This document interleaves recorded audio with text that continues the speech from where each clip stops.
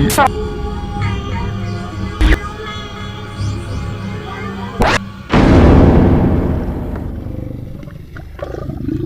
rationally assist in the preparation of a defense would be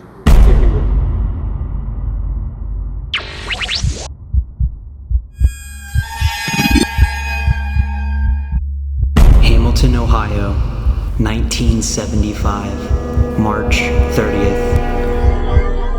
One of the nation's most deadly and horrific shootings takes place. On Easter morning at 635 Minor Avenue in Hamilton, Ohio, James Urban Ruppert massacres his entire family, fatally shooting 11 victims to death in one of the most horrific acts a human could commit. So who was this douche nozzle?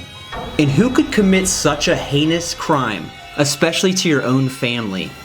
James Urban Ruppert was born on March 29, 1934, and he had a very difficult upbringing. His mother, Charity, and yes, that's a real name, told him that she wished she would have had a daughter instead of him. And after his father, Leonard, passed away in 1947 when he was only 12 years old, his older brother became the man of the house and constantly picked on little James, telling him he was a weak child. His childhood was so bad that he attempted to commit suicide by hanging himself with a sheet at the age of 16, but he was unsuccessful.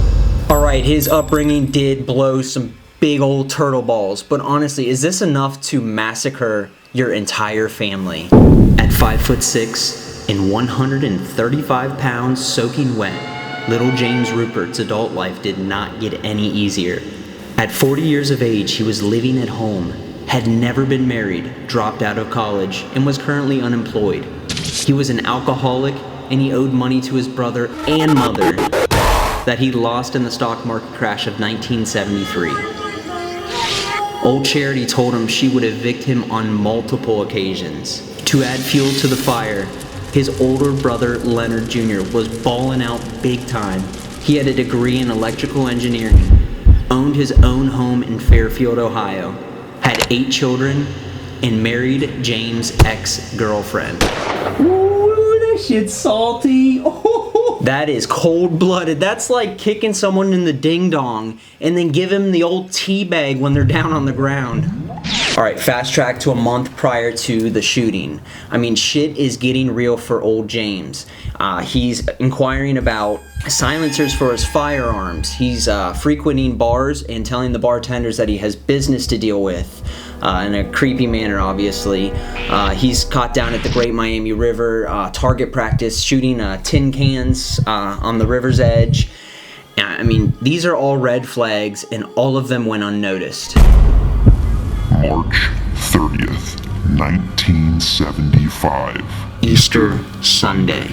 James' brother Leonard brings his wife Alma and their 8 children, ages ranging from 4 to 17, to Charity's house for an Easter egg hunt. At 4 p.m., James Urban Ruppert, waking from his drunken slumber, loads his 357 Magnum and 2 .22 caliber pistols and proceeds down the stairs. His first victim, Leonard Jr., he fires a .357 Magnum point blank at his brother's head. Like target practice, his hand steady, James jerked right and blew away his sister-in-law Alma next. He then sent bullets into his mother's chest and head as she lunged toward him. 3 more squeezes of the trigger, first David, 11, then Teresa, 9, Carol, 13. Blood soaked the floor. James rounded the corner. One by one, Uncle Jimmy plinked shots at his 5 remaining nieces and nephews, scrambling in the living room. Leonard III, 17. Michael, 16. Thomas, 15. Anne, 12. And John, 4. The entire slaughter took less than 5 minutes. James sat on his mother's couch and waited 3 hours before he dialed 911. With a soft voice, he told the emergency operator, "There's been a shooting." Capital punishment had been suspended from the nation from 1972 to 1976. and James is now serving 2 consecutive life sentences at Allen Oakwood Correctional Institution in Lima, Ohio. The fucked up part about all of this is this dude has been up for parole twice. Obviously he's going to get denied, you would think, hopefully, but 2 consecutive life terms for killing 11 people, and he's up for parole? Unbelievable. The family currently is buried at Arlington Gardens Memorial. It's a cemetery in Mount Healthy, Ohio. Actually, we had done an EVP a couple years back. This was on another video. And we had asked the EVP which direction, at that time we didn't know where their graves were, what direction the gravestones were to where we were doing the EVP sessions, and it said, "Is there any way you can move this compass in the directions that the Ruppert family are buried here in this cemetery?" And literally not knowing where these graves were. By golly, what are the odds? The Ruppert graves were exactly due east, little northeast, but due east to where we were doing the EVP sessions.